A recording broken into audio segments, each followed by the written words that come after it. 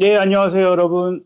예, 오늘 한국 축구에 굉장히 중요한 하루였습니다. 국회에서 현안 질의를 진행을 했죠. 마침내 진실을 밝히지 않는다면 위증의 처벌을 받게 되는 공식적인 대한축구협회의 최근 대표팀 감독 선임과 관련한 논란에 대한 이제 얘기가 있었죠.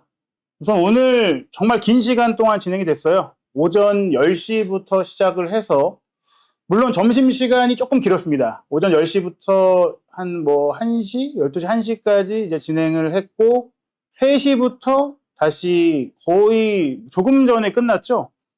밤 8시를 넘은 시점까지 진행이 됐으니까, 중간에 쉰 시간이 있었다고 하더라도 거의 반나절 가까이 많은 분들이 임생 기술 총괄 이사를 얘기하셔가지고, 대한축구협회 정말 그동안 묵혀왔던 문제들을 하나하나씩 또 질타하고 또 풀어보는 그런 시간들이 있었는데요.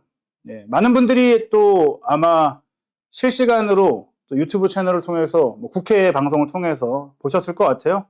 저희도 정말 이거 지켜보면서 현장에 있는 분들이 더욱더 힘들었을 것 같은데, 그만큼 그 피로감과 스트레스가 그대로 전달되는 그런 시간이지 않았나 싶습니다. 오늘 정말 긴 내용이 있었는데요. 예, 안녕하세요. 예, 정말 긴 내용이었는데 쟁점이 뭐였고 또 어떤 부분들이 가장 새롭게 또 중요하게 밝혀진 부분인지, 사실 대표팀 감독 선임 과정 속에서 이미 많은 소문들도 있었고 축구계에서 들리는 이야기들도 있었고 많은 그런 불투명한 정보들이 있었는데, 물론 국회에서도 모두 진실을 말했을 거다라고 단정할 수는 없겠지만, 그래도 이 위증죄 처벌을 받는 그런 장소이기 때문에 어느 정도는 밝혀진 내용이 있다. 어느 정도는 조금 답답했던 미싱 링크가 조금은 해결된 부분이 있지 않느냐라고 생각이 됩니다. 오늘 대한축구협회 정몽규 회장, 이임생 기술총괄이사, 그리고 정혜성 전 전력강화위원장, 박주호 전 전력강화위원, 그리고 홍명보 국가대표팀 감독 5명이 이제 축구협회 감사를 총괄한 이정우 문체부 체육국장과 함께 증인으로 이제 출석을 했고요. 그 외에 여러분들 또 참고인으로도 박문성 해설위원, 달순의 라이브의 또 주인장님이시죠. 박문성 해설위원도 출석을 하셔서 정말 조금 복잡하던 상황들을 깔끔하게 또 중간 정리를 해주시고 또 쟁점을 짚어주시기도 했고요. 앞서 말씀드린 분들 외에도 기술 분야 행정 책임자인 또 현재 대표팀 감독 선임 과정에서 외국인 감독 면접도 함께 진행한 것으로 알려진 김대업 기술본부장, 그리고 전한진 경영본부장도 이날 출석한 모습을 볼 수 있었고요. 그 외에 문화체육관광위원회는 전재수 삼선위원이죠. 전재수 위원장과 이모경 간사, 강유정 비례대표위원, 김윤덕, 민형배, 박수현, 양문석, 이기현, 조계원 더불어민주당 의원과 박정하 간사 비롯한 김승수, 배현진, 신동욱, 정현욱, 진종호 국민의힘 의원, 그리고 조국혁신당의 비례대표인 김재원 의원 등 16명이 출석을 해서 국회의원들이 대한축구협회뿐 아니라 이날은 대한체육회 이기흥 회장이라든지 또 대한배드민턴협회 현안 관련 이야기를 했는데요. 많은 이야기들이 반복되어서 나오기도 했고 또 많은 흥분되는 순간들도 있었는데, 가장 큰 소식을 먼저 전해드리자면 이임생 기술총괄이사가 이날 현장에서 즉각 사퇴를 선언한 것입니다. 사실 이임생 총괄이사가 이번 사태의 원흉이라거나 총책임자였던 것은 아니에요. 다만 어떻게 보면 대한축구협회의 이 대표팀 감독 선임 과정의 절차적 문제에 있어서는 가장 중심에 있었던 인물이다. 가장 협회의 입장에서 보자면은 중간에서 이 가교 역할을 하는 과정 속에 발언이라든지 여러 가지로 논란의 중심을 좀 만든 인물이었다. 그런 점들을 본인도 아마 책임을 통감하면서 사퇴한 면도 있고, 또 어떻게 보면은 이 사퇴를 발언하는 그 순간에는 본인의 또 억울함을 좀 토로하기도 했었는데, 어떤 것이 정말 진실인지는 모르겠어요. 왜냐하면 이날 현장에서 전력강화위원이었던 박주호 위원은 분명히 이 상황, 또 이임생 기술총괄이사에게서 동의를 구하려고 했던 그 시도에 대해서 일부 동의하나 전체적으로 동의할 수는 없는 사안이었다. 홍명보 감독이 후보에 있고 선임될 거라고는 생각조차 하지 못했다라고 바로 함께 있는 공간에서 이야기를 했기 때문에 이임생 기술총괄이사는 점점 더 핀치에 몰릴 수밖에 없는 상황이었죠. 본인은 자신의 명예가 달린 문제라고 하면서 극구 부인을 하면서 사퇴하겠다라는 의사를 표했는데요. 가장 중요했던 것이 결국 이 사태가 파행으로 갔던 그 중심에는 정혜성 위원장이 최종 후보를 정몽규 회장에게 추천한 이후 그 추천에 대한 정몽규 회장의 반응을 보고 그 반응에 대해서 본인이 갑작스레 물러나겠다라고 했던 것, 이게 가장 큰 미스터리였거든요. 이 부분이 어떤 과정 속에 있었는지에 대해 물론 기사도 나왔고 저희도 이제 축구의 관계자들을 통해서 확인한 내용들이 있었는데, 사실 대체로 이날 드러난 내용들은 그 소문이나 축구에 드러났던 내용들과는 대동소이한 내용이었습니다. 우선 주목할 부분은 이임생 기술총괄이사는 자신이 정혜성 위원장이 물러난 이후 그 역할을 물려받았고, 그 역할을 물려받아서 총 3명의 최종 후보자를 직접 면담한 이후에 본인의 판단하에 홍명보 감독을 1순위로 정한 이후 선임을 했다라고 인정을 했었고, 그 과정 속에서 또 어떻게 어디서 만났고 또 그런 이야기들을 했거든요. 그런데 이 절차적 문제는 사실 한준TV에서도 이 신문선 해설위원을 모셔서 이야기 드린 대로 정혜성 전력강화위원장이 물러났을 때 그 직책을 이어받을 분을 추인하는 것은 이사회의 승인이 필요한 부분이지, 정몽규 회장이 직권을 쓴 것은 직권의 남용이 될 수밖에 없는 절차적 문제가 있을 수밖에 없고, 이것은 그 어떤 이유로도 이 절차를 정당화할 수 없는 그런 부분이었습니다. 물론 여기서 반론을 제기하는 부분의 가장 큰 점은 본래 이 책임이 갖고 있었던 정혜성 위원장 본인이 1순위 후보로 애초에 홍명보 감독을 정몽규 회장에게 추천을 했기 때문에 어찌 보면 이임생 기술총괄이사가 정혜성 위원장의 역할을 이어받아서 본인도 1순위로 홍명보 감독을 결정했다는 점에 있어서 그 이전 전력강화위원회의 내부 논의나 결정을 배제하거나 무시한 것이 아니다라고 또 그런 방향성으로 홍명보 감독은 본인의 정당성을 주장했던 것인데, 가장 큰 문제는 바로 최종 후보를 고르고 그 최종 후보들 중에서 정혜성 위원장에게 결정하도록 위임을 했던 이 전력강화 위원들이 이후에 이임생 기술이사가 홍명보 감독 내정을 결정한 이후 이를 공표했을 때 보였던 반응이 조금은 굉장히 충격적인 반응이었다는 것입니다. 가장 이날 그 현안 질의에서 국회의원들 사이에서도 쟁점이 됐던 것이 10차 전력강화위원회까지는 전력강화위원장인 정혜성 위원장이 있는 채로 최종 후보를 추렸었는데 11차 내지 추가 회의로 명명된, 어떻게 보면은 협회에서는 협회 직원이 자의적으로 설명을 한 것이다라고 얘기하기도 하고 11차는 없었다고 하고, 굉장히 또 이 같은 문제를 통해서 많은 설전들이 오갔었잖아요. 중요한 것은 정혜성 위원장이 물러난 이후에 이임생 기술총괄이사가 사실상 전력강화위원장의 대행, 물론 무자격 대행이었죠. 공식적으로 승인되지 않은 역할을 통해서 회의를 열었을 때 본인이 유럽 출장을 가서 다비드 바그너 감독과 거스포엑 감독과 면담을 하고 온 이후에 내가 감독을 최종 결정을 하는 것을 동의해 주겠느냐, 동의해달라, 이렇게 각 전력강화 위원들에게 의사를 전했고 그 동의를 받았다라고 이야기를 했어요. 그런데 많은 분들이 아시다시피 박주호 전 위원이 자신의 유튜브 채널 방송 녹화 중에 갑작스럽게 뜬 홍명보 감독 선임 내용을 보고 그 협회의 발표를 보고 뭐지?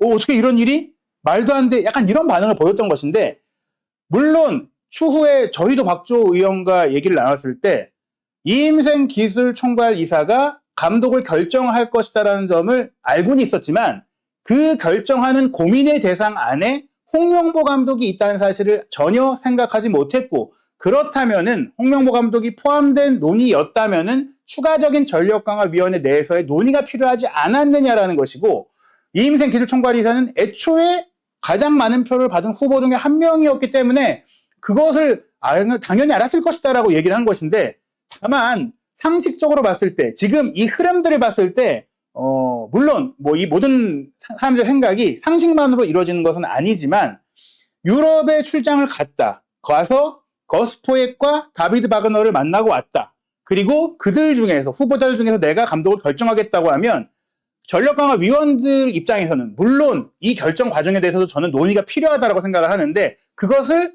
공표 없이 혼자서 결정을 내리고 발표를 하는 것 자체도 조금 석연치 않은데, 그 두 명을 만나고 왔는데 그 두 명이 아닌 인물을 발표한다면 당연히 놀랄 수밖에 없다. 그런데 이 놀란 것이 박주호 의원 한 명만이 아니었다는 것이 이번에 현안 질의에서 드러난 또 가장 중요한 소식이라고 할 수 있겠습니다. 저는 누군지 대략적으로 추측이 가는 인물인데요. 전력강화위원 중에 젊은 인물이에요. 소장파 인물 중에 한 명이 카카오톡으로 이임생 기술이사와 나눈 대화 내용을 국회의원실에 제보를 했죠. 이 내용을 보시면 이임생 기술이사가 해당 전력강화위원에게 제가 전력강화위원들에게 최종 결정에 대한 동의를 부탁드렸다는 것을 확인해달라고 이야기를 합니다. 그리고 그 부분에 대해서 해당 전력강화위원은 잠시만요. 언론을 이제 접해서 보고 있습니다. 사태를 파악해보고 연락을 드려도 될까요? 전화가 엄청 많이 오고 있어서요 라면서 유보적인 태도를 취했다. 이 유보적인 태도라는 것은 그 동의가 정말 이 결과, 홍명보 감독 선임이라는 결과를 내가 동의한 것이 되는 것을 내가 생각을 해봐야 되겠다는 거예요. 즉 동의를 구한 과정이 있었다는 것은 이임생 기술총괄이사가 본인의 뭐 통화 내역이라든지 통화 시간까지 밝히면서 뭐 박주호 의원과도 2분 이상 통화했다라고 이야기를 하면서 읍소했고, 뭐 지금 본인이 사퇴를 한다라고 말하면서 울먹이면서까지도 주장을 했기 때문에 분명 이임생 기술이사가 전력강화위원들에게 내가 감독을 결정하는 것을 동의해달라고 이야기한 것은 사실일 것입니다. 그러나 그 결정의 후보군 안에 있는 인물에 홍명보 감독이 있을 것이다라는 생각을 하지 못하는 정황이었다면 그에 대해서 더 정확한 설명이 있어야 했다는 점이 드러났던 것이죠. 그런 점은 사실 협회에서 뭐 주장하듯이 축구협회의 정관 개정으로 인해 전력강화위원회가 대표팀 감독을 추천하는 권한이 있는 것이지 선임하는 권한이 있는 것이 아니라는 점에 있어서 결국에는 선임의 권한이 이사회에 있다는 것, 특히 이사회가 승인했다는 점에 있어서 절차적 문제가 없다, 법적인 문제가 없다라고 누차 강조를 하고 있는데, 사실 협회가 이것은 정관 개정과 정관 내의 허점을 통해서 본인들을 변호하고 있는 상황이라고 봐야 됩니다. 그래서 사실 정확히 법리적으로 다툰다면 이 선임이 무효가 될 수는 없겠지만, 다만 정몽규 회장이 이 정관을 개정한 것 자체가 본인의 의지대로 감독을 선임하고 본인의 의지가 결국에는 감독 선임의 가장 결정적인 요인이 되도록 바꾸어 놓은 그 환경 속에서도 이 전력강화위원들을 사실상 유명무실하게 만든 이 상황이 본질적인 문제다.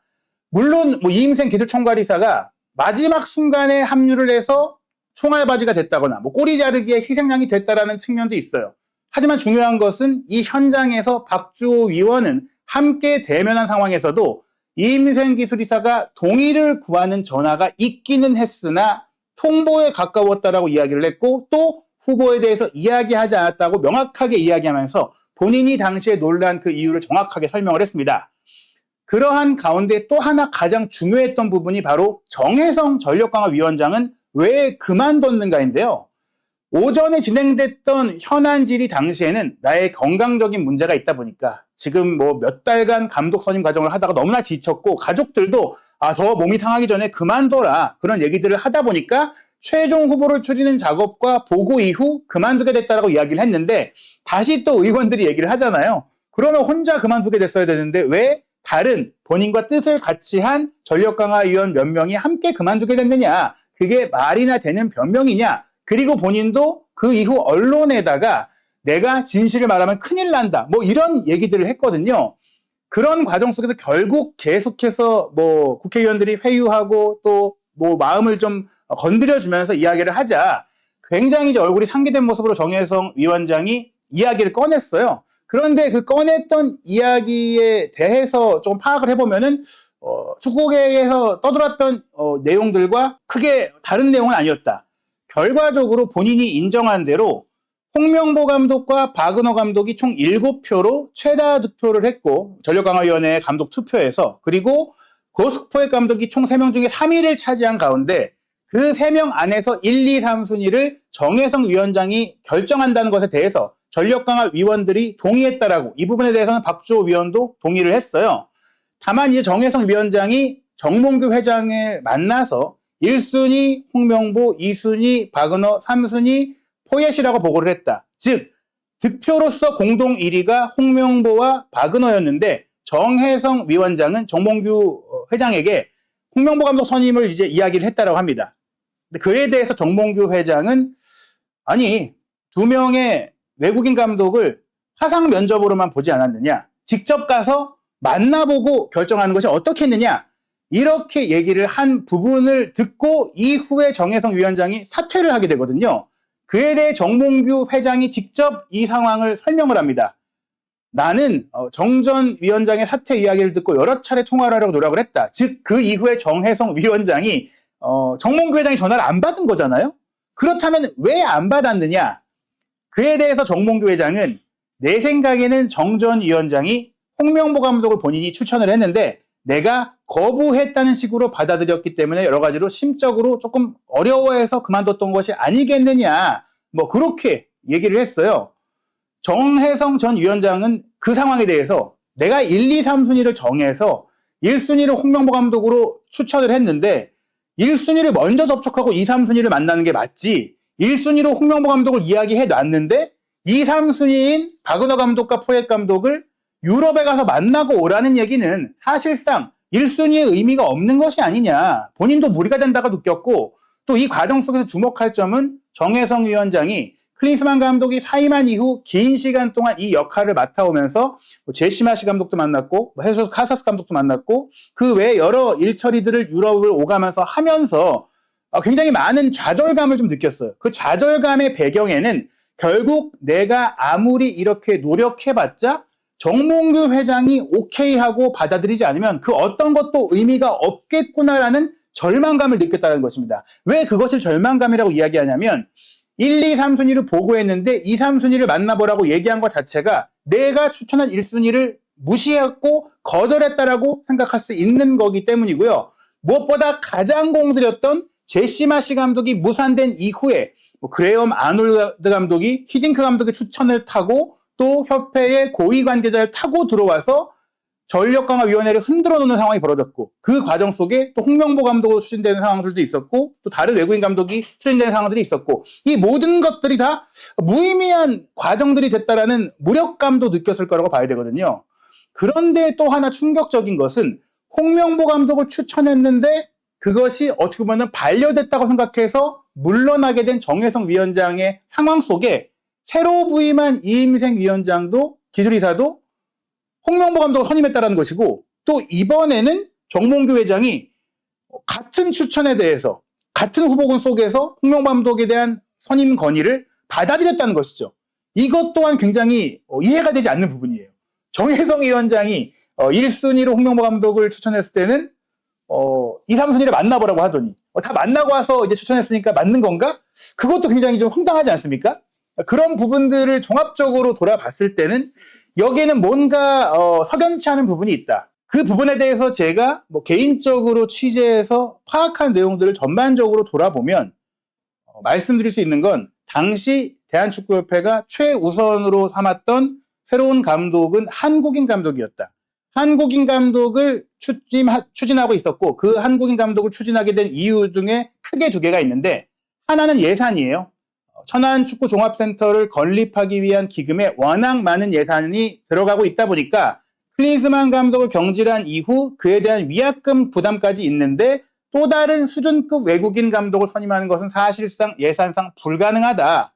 그리고 또 하나는 클린스만 감독 체제에서의 대표팀의 가장 큰 문제가 대표팀 선수단 내부의 이제 기강 문제와 규율 문제였기 때문에, 특히 벤투 감독 시절에는 그래도 클린스만 감독보다는 전술적인 규율은 있었기 때문에 팀 운영이 어느 정도 돌아갔지만 그때부터도 이미 대표팀 선수단 내 세대 간의 갈등 조율이 쉽지가 않았다. 그런 부분들 때문에 한국인 감독이 맡는 것이 좋다라고 추진이 되었었어요. 그렇게 추진이 됐었고 실제로 그것을 추진했던 또 국내 축구계 유력 인사가 있었고 그 과정 속에 2명의 유력한 한국인 감독이 후보로 올라왔었습니다. 그리고 그 후보군 안에는 홍명보 감독은 없었어요. 그러나 그 2명의 감독이 미처 의견 조율 단계에 있는 과정 속에 더 높은 곳에서의 어떤 이야기들로 많은 또 대표팀 선수들의 건의들도 있었고 그런 과정 속에서 후임 감독은 무조건 외국인 감독으로 찾아야 한다라는 얘기들이 나온 거예요. 그런 과정 속에 이제 클린스만 감독이 벤투 감독의 후임으로 오게 됐던 것이죠. 그런 과정 속에서 이제 주목할 점은 저희가 이제 순서상 좀 말도 잘못 들었는데 벤투 감독이 물러났을 때죠. 이제 클린스만 감독을 이제 물러나게 한 다음에 그 다음에 이제 유력하게 후보로 떠올랐던 인물은 사실 홍명보 감독이었죠. 홍명보 감독의 유력한 후보로 이제 거론이 되던 와중에 당장 K리그가 개막을 하는 상황이다 보니까 홍명보 감독뿐만이 아니라 막 FC서울에 부임한 김기동 감독이나 또 막 제주유나이티드에 부임한 김학범 감독 등은 후보군에 오르는 것 자체가 K리그로부터 굉장히 강한 반발을 받아들일 수밖에 없는 상황이 됐었습니다. 그런 과정 속에 또 외국인 감독도 후보군에 넣어야 하지 않겠느냐 뭐 그런 얘기들도 있었는데 3월에 A매치를 준비하는 과정에는 마땅한 감독을 선임하기가 쉽지가 않은 상황이 됐죠. 그러다가 이제 황선홍 임시감독이 오게 됐고 또 그 과정 속에 제시마시 감독이 유력해지다가 무산이 되고 그러다가 이제 김도훈 임시감독이 됐고 그러다가 이제 홍명보 감독이 선임이 되게 됐는데 그 과정 속에 유력하게 떠올랐던 르나르 감독 그리고 제시마시 감독 그리고 뭐 바그너 감독과 포엣 감독 그리고 홍명보 감독 뭐 이렇게 이제 시간선으로 보자면은 유력한 인물들이 계속 바뀌어 왔었는데 중요한 것은 애초에 정몽규 회장의 방향성은 홍명보 감독은 아니었다. 정몽규 회장은 홍명보 감독의 선임을 애초에 염두에 두고 진행을 했던 것은 아닌데 상황이 흘러가던 과정에 결국에는 절차적 그 순서를 좀 절차적 정당성을 갖추지 못한 채 조금 무리하게 홍명보 감독을 결정하는 조금 황당한 일주일이 지나갔다. 그 일주일이 그야말로 좀 미스테리죠. 왜냐? 그럴 거면 만약 이렇게 결론을 낼 거면 정혜성 위원장이 애초에 1순위로 추천을 했을 때 그냥 홍명보 감독을 선임했으면 정혜성 위원장도 물러나지 않아서 이런 절차적 문제들이 안 생겼을 것이고 또 다른 전력강화위원들도 물러나지 않았을 것이고 어찌 보면은 지금 협회가 비판을 받는 것보다 더 문제가 없었을 텐데 이상한 것은 오히려 그때 반려해서 정혜성 위원장이 물러나고 그 일주일 사이에 누구도 인정하기 어려운 상황들이 벌어진 것이다. 그 부분들이 가장 큰 미스테리라고 할 수 있어요. 그 일이 없었다면 정말 이렇게 물론 홍명보 감독이 중간에 마음을 바꿔서 옮긴 부분이나 K리그 팀을 맡다가 움직인다거나 이런 것들이 비판의 요소가 됐겠지만 지금처럼 거센 논란이 되지 않았을 것이고 또 사실 이임생 기술총괄이사 같은 경우에는 A 대표팀에 대한 일을 하기 위해서 협회에 들어와서 일을 했던 게 아니라 뭐 메이드 인 코리아, MIK라고 불리는 그 축구 철학도 만들고 또 유소년부터의 체계를 만드는 일을 해왔었거든요. 그 인물이 이렇게 황당하게 대표팀 감독 문제에 총대를 메고 국회에서 현안 질의를 하는 도중에 사퇴를 하게 되는 이런 상황이 벌어진 것은 또 한 번 대한축구협회의 막장 운영과 엉터리 운영의 결과라고 할 수 있겠습니다. 게다가 정혜성 위원장조차도 이날 국회에서 발언하는 내내 혹은 뒤에서 기다리면서 다른 이들의 발언을 지켜보는 내내 굉장히 뭐 얼굴이 정말 이러다가 쓰러지는 게 아닌가 싶을 정도로 괴로워 보였거든요. 분명히 이번 국회의 현안 질의에도 드러나지 않았던 뒤에서 있었던 뭔가가 있다. 전력강화 위원들도 온전히 알기 어려운 또 현재 기술총괄이사로서 물러난 이임생 이사라든지 또 정혜성 전 위원장이 끝끝내 밝히지 못했고 또 정몽규 회장도 함구할 수밖에 없었던 무언가 일이 있지 않았을까. 물론 그에 대해서도 떠도는 이야기는 있습니다. 하지만 그 떠도는 이야기들에 대해서는 조금 더 명확한 증거가 필요하기 때문에 저희가 뭐 이 자리에서 말씀드리기엔 좀 위험한 이야기일 수가 있고요. 결국 중요한 것은 대한축구협회가 정혜성 위원장이 물러난 그 일주일 동안 원래도 뭐 사실 시스템적으로 굉장히 뭐 매끄럽게 일을 했던 것은 아니지만 말도 안 되는 시간을 보냈다. 사실 저는 개인적으로 이번에 홍명보 감독을 선임하는 과정 속에는 그나마 전력강화위원회가 운영이라도 됐지, 클린스만 감독을 선임할 때는 그야말로 전력강화위원회가 거의 유명무실한 뭐 그런 상황이었잖아요. 카타르 월드컵 기간에 두어 번 우연히 만났다가 농담삼아 한국대표팀 감독제가 관심을 보였던 클린스만에 대해서 한국에 돌아온 이후 정몽규 회장이 외국인 감독을 선임해야 되는 상황이 되자 클린스만에게 연락을 해서 얘기를 나누고 선임 결정을 내리고 그걸 그대로 전력강화위원회에 통보하는 형태가 됐거든요. 지금 이 시점에서 중요한 것은 결국에는 대한축구협회가 큰 두 가지 전과를 바꿔야 한다. 대표팀 감독 선임의 권한을 전력강화위원회에게 온전히 줘야 한다. 추천 권한이 아닌 선임 권한을 줘야 한다는 것이고, 또 그것을 최종 승인하는 이사회 역시 이사회의 선임 자체를 대한축구협회 회장이 결정하는 것이 아니라 공정하게 어떤 명확한 기준을 통해 각급 축구계 단체들의 대표성을 가진 각계각층의 인물들, 선수 측, 지도자 측, 그리고 심판 측, 행정 파트, 그리고 심지어 언론 파트까지 다양한 분들이 정말 객관적인 시선으로 올바른 선택을 할 수 있도록, 물론 거기에는 협회 측에 또 추천된 인물도 필요하겠죠. 그런 다양한 인물들로 이사진을 새롭게 꾸리도록 하는 그런 정관 개정이 있어야만 다시는 이런 일이 나타나지 않을 수가 있다.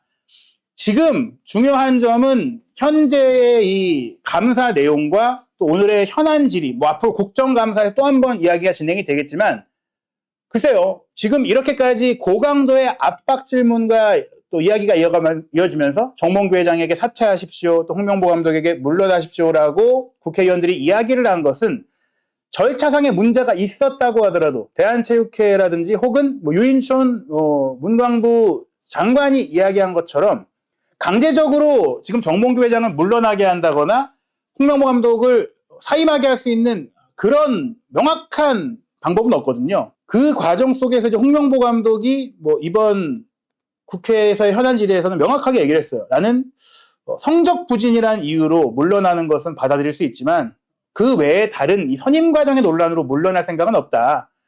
그렇게 물러날 거였다면 그렇게 오지도 않았겠다. 이렇게 볼 수 있는 상황인데요. 본인이 왜 그러면은 계속해서 울산을 떠나지 않겠다, 대표팀에 가지 않겠다라고 얘기했는데 대표팀으로 가는 선택의 변화를 가져갔느냐라는 부분에 대한 이제 이야기도 이번 국회 현안 질의에 있었고, 그것에 대해서도 대답을 했는데요. 본인이 이전에 언론에서 이야기한 것부터 좀 길게 얘기한 것은, 내가 울산 HD의 감독으로 있던 지난 2월부터 클린스만 감독이 경질된 이후에 내가 대표팀으로 갈 거라는 이야기로 인해 팀은 흔들리고 있었다. 또 울산 팬들이 근조 하원을 보내고 트럭 시위를 하면서 그런 것들을 보면서 힘들다 보니까 선수들도 팀에 집중하지 못하고 내가 언제 떠날지 모른다는 생각을 갖다 보니까 내가 어떠한 공식적인 제안을 받지 못한 상태였기 때문에 팀을 조금 더 다잡기 위해서 일부러 더 강하게 가지 않겠다, 이렇게 얘기를 한 것이었다. 왜냐? 오라는 얘기도 없었으니까. 그러나 정말로 오라는 얘기가 왔을 때는 거기에 응하게 됐다. 이런 얘기를 한 것이죠. 그 부분에 대해서는 사람이 마음이라는 게 바뀔 수가 있는 것이고, 당연히 대표팀 감독으로 월드컵에 나간다는 그런 자리는 욕심이 날 수밖에 없는 상황이라는 점에 있어서 그 마음이 바뀐 것 자체가 범죄라고 할 수는 없습니다. 그 마음이 바뀐 것은 그럴 수가 있어요.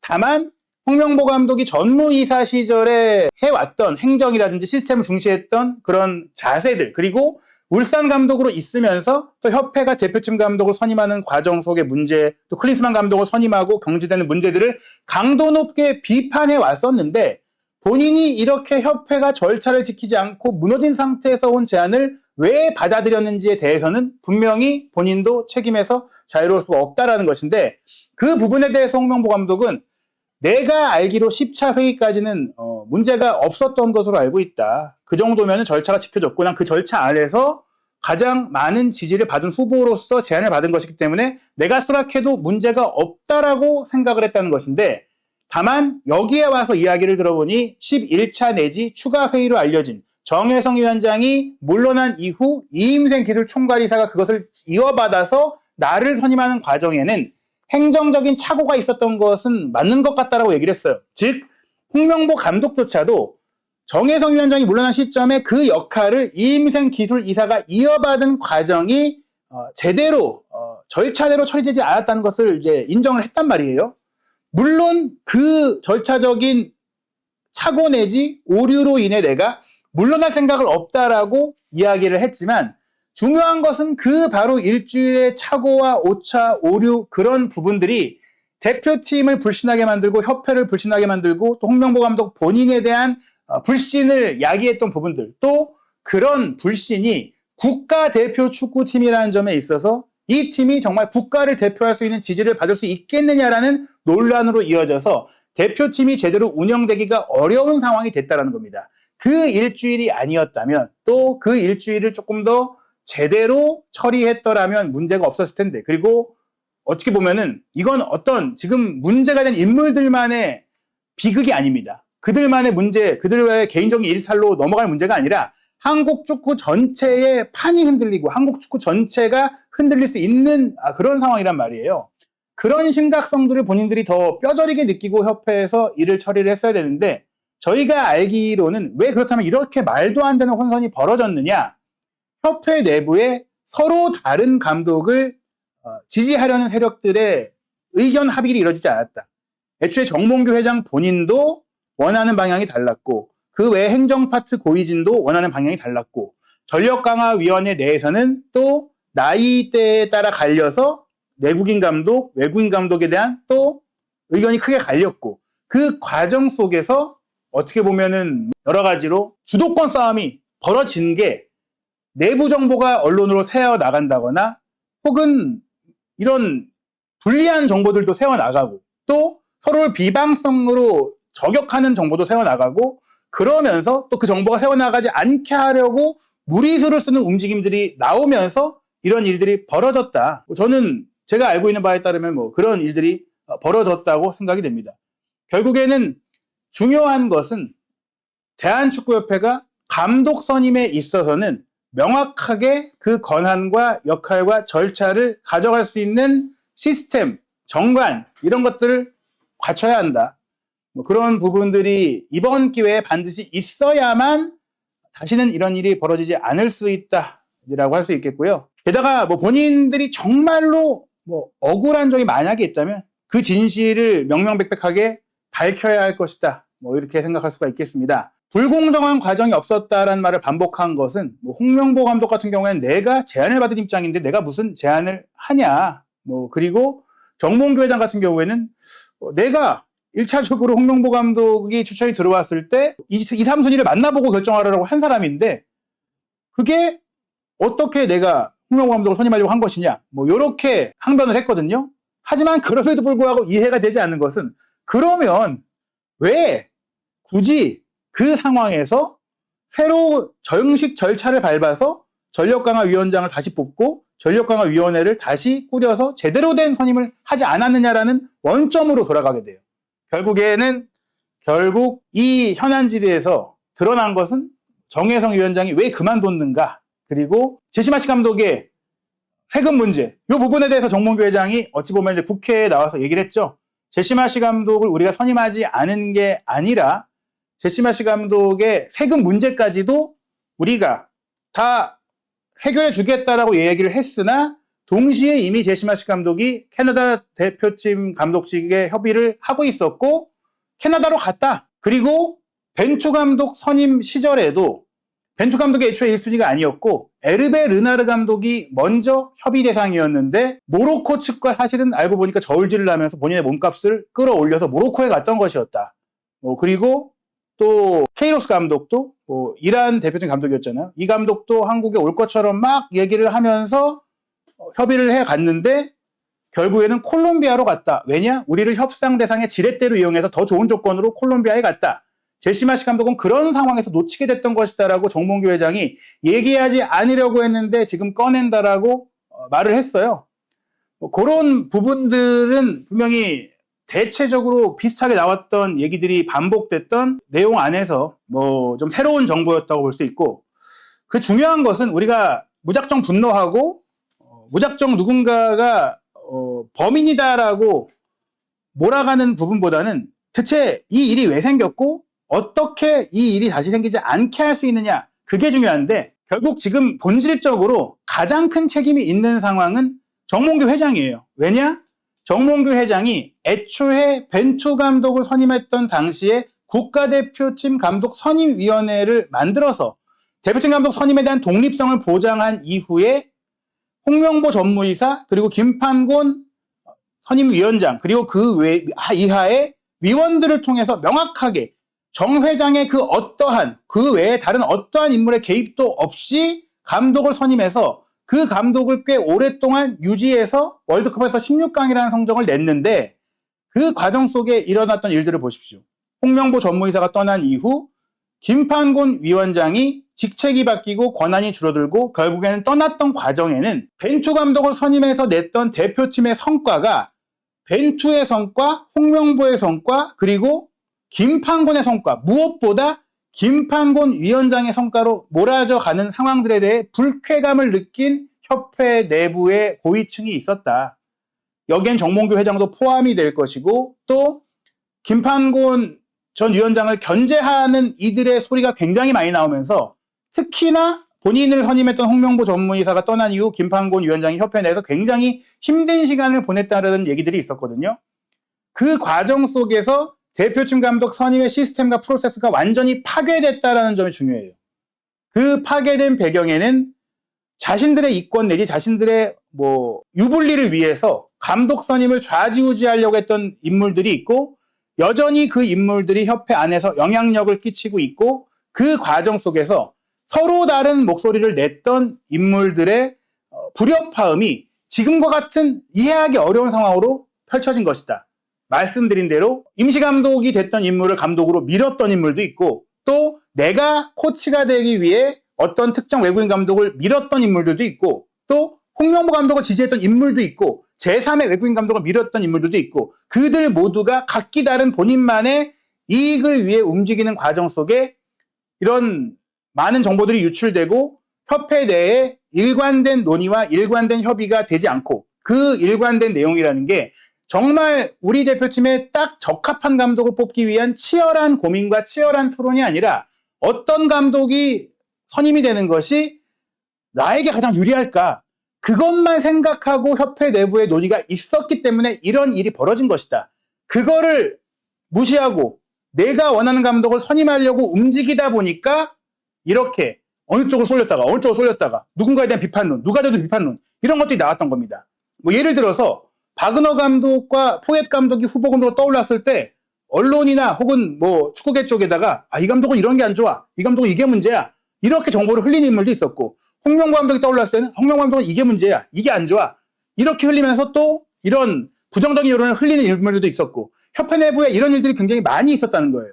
가장 중요한 것은 특정 한두 명이 한국 축구 전체를 이렇게 과연 흔들어 놓을 수 있겠느냐. 물론 정몽규 회장이 이런 무질서한 협회 상황을 정리하지 못하는 그런 리더십 부재의 측면이 이 문제를 야기한 가장 큰 책임이라고 딱 한 명을 말씀드린다면 그렇게 지목할 수 있겠지만 지금 협회 내 전반, 한국 축구계 전반에 걸친 모럴 해저드, 도덕적 해이 이 문제가 바로 이런 파국을 만든 것이다.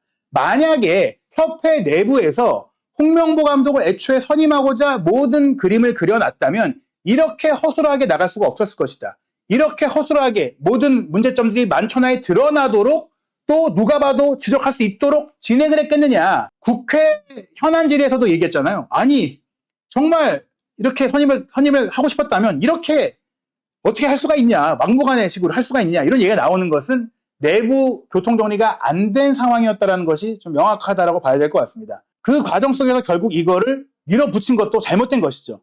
그럼에도 불구하고 지금 시대가 어느 때입니까? 이렇게 막무가내 식으로 밀어붙여버리면 이런 결과가 나오는 거예요. 그것들에 대해서 뼈저리게 생각해야 되고 말 한두 마디로 모든 것들을 넘어갈 수 없다는 것을 이번 사태 그저 팬들의 아우성 혹은 경기장에서 대표팀 경기 때 야유가 나온다거나 이런 문제가 아니라 국회에 불려가고 정말 온갖 그런 모진 상황을 겪어야 했던 그런 상황으로 나왔잖아요. 그리고 이것은 끝이 아닙니다. 말씀드린 대로 국정감사는 또 이어지고 유인촌 문광부 장관이 이미 진행된 문체부의 감사를 통해 10월 2일에 그 결과를 발표할 거라고 했어요. 다만 그 결과가 나온다고 하더라도 그 감사 결과에 대한 결정, 결국에는 어떤 선택을 내릴 것인가, 회장이 사퇴할 것인가, 감독을 교체할 것인가에 대한 결정은 협회가 내리게 되는데, 협회가 그런 결정을 올바르게 내릴 수 있도록 지금 국회는 그런 역할들을 한 것이고, 그런 여론들을 만들어준 것이고, 국민적인 공론화를 시킨 것입니다. 왜 이것이 중요하냐? 2026 북중미 월드컵으로 가는 길에 대표팀이 하나로 뭉쳐서 가기 위해선 이런 잡음과 논란이 없어야만 한다는 것이에요. 이런 일을 제대로 바로잡고 정리를 해야만 대표팀이, 선수들이 이런 경기 외적인 부담 없이, 경기적인 부담조차도 심한데 경기를 하나 제대로 치르기도 쉽지가 않은데 이런 문제까지도 스트레스를 받으면서 대표팀 생활을 하기가 쉽지가 않다는 것이죠. 그렇기 때문에 명확하게 정리될 필요가 있다. 그래서 아마도 10월 2일에 문체부의 감사 결과가 나왔을 때 그 감사 내용을 통해서 우리가 드러난 팩트를 가지고 과연 어떤 결론이 나오는 것이 옳은가를 판단할 수 있을 것이다. 이날 드러난 축구계 관계자들의 얘기를 통해서 저는 각자의 위치에서 각자의 진실을 말했을 것이다 라고 생각을 합니다. 물론 그 안에서 말이 바뀌는 경우들도 있었고 혼선이 있기도 했었는데, 중요한 것은 협회 회장이 지난 몇 년간, 수년 동안 명확하지 못한 결정과 또 본인 위주의, 안일한 결정, 그리고 정말 인사이트 없는 판단, 이런 것들이 한국 축구를 막장으로 풀어가고 있다는 점에 있어서 정몽규 회장은 이 사태에 책임을 통감하고 이 사태, 여기까지 온 것에 대해서 책임을 지고 결단을 내려야 한다. 정몽규 회장 및 각 부회장, 그리고 제가 봤을 때는 이사회가 총사퇴를 해야 하는 상황이다. 무엇보다 거수기밖에 되지 않은 이 이사회 같은 경우 지금 아예 선임되는 이사회의 선임 시스템 자체를 바꿔야 한다라고 볼 수 있겠습니다. 말씀드린 대로 유인촌 장관은 대표팀 감독 선임 과정에 분명히 절차적인 문제가 드러났다라고 했어요. 절차가 굉장히 중요하다라고 이야기를 했고 10월 2일에 이 부분에 대한 발표를 먼저 할 것이다라고 했습니다. 즉 며칠 남지 않았습니다. 10월 2일 문체부의 감사 결과를 통해서 우리가 더 아직 드러나지 않은 그런 상황들을 알게 되지 않을까라고 생각이 되고요. 또 앞으로 저희가 또 추가적으로 취재해서 이날 드러나지 않은 또 실체적인 진실, 그리고 저희가 알고 있다라고 말씀드렸던 그 내용들이 정말 사실인지에 대한 또 추가적인 파악을 한 이후에 또 얘기해 드리도록 하겠습니다. 대표팀의 월드컵 예선 경기, 정말 10월달 경기가 너무나 중요한 상황이거든요. 우리를 아시안컵에서 탈락시킨 요르단, 또 일본과 아시안컵 경기에서 승리했던 이라크와 10월 10일, 10월 15일의 경기가 있는데, 잔디 문제 때문에 서울 월드컵 경기장이 아닌 이라크와의 홈 경기를 용인 미르 스타디움에서 개최하는 것으로 대한축구협회가 AFC에 신청을 했다라고 해요. 아마도 받아들여질 가능성이 높은데요. 이 시점 전인 10월 2일에 대한축구협회의 더 중요한 운명의 판가름이 날 것으로 보이고요. 또 10월에 국정감사도 실제로 펼쳐지기 때문에 더욱더 말씀드린 강도 높은 상황이 이어질 것이다. 이번 국회 현안 질의에서 그 현장에서 이임생 기술총괄이사가 사퇴한 것과 같은 일이 또 한 번 벌어지지 말라는 법이 없고, 아마 조금만 더 상황이 더 이어졌다면 저는 정혜성 위원장도 끝끝내 말하지 못한 진실을 말하지 않았을까라는 생각도 들거든요. 과연 이 한국 축구 역대 최악의 혼돈의 상황이 어떻게 정리될지 한준TV도 계속해서 추적하고 취재하고 또 진실이 무엇인지 추적해서 살펴보고 전해드리도록 하겠습니다. 이번 뉴스는 워낙에 또 하루 종일 긴 시간 동안 이어지다 보니까 저희도 실시간으로 지켜보고 또 여러분들과 이렇게 실시간 방송으로 빠르게 전해드리고자 라이브 방송을 켰는데요. 앞으로도 중요한 이슈들이 있는 대로 한준TV는 이렇게 여러분과 실시간으로 소통하는 실시간 방송을 통해 다양한 한국 축구계의 이슈, 또 다양한 축구계의 분석 전해드리도록 하겠습니다. 함께 이렇게 이야기 나눠주시고 또 제 이야기를 들어주신 여러분들께 감사 전하고요. 제가 오늘 얘기한 내용 중에 조금 오류가 있던 약간 착각한 내용들도 있었는데 앞으로 좀 더 좋은 방송, 또 명확한 설명을 할 수 있도록 노력하도록 하겠습니다. 한준TV의 라이브 방송 다음번은 9월 27일, 며칠 뒤죠? 금요일 새벽 3시 30분 토트넘 호스퍼와 카라바흐의 UEFA 유로파 리그 개막전 경기, 새벽 경기 실시간으로 전해드릴 예정입니다. 한준TV 구독, 좋아요, 알림 설정으로 또 어느새 갑자기 나올지 모를 라이브 방송도 함께 해주시기 바랍니다. 여러분 함께 해주셔서 감사합니다.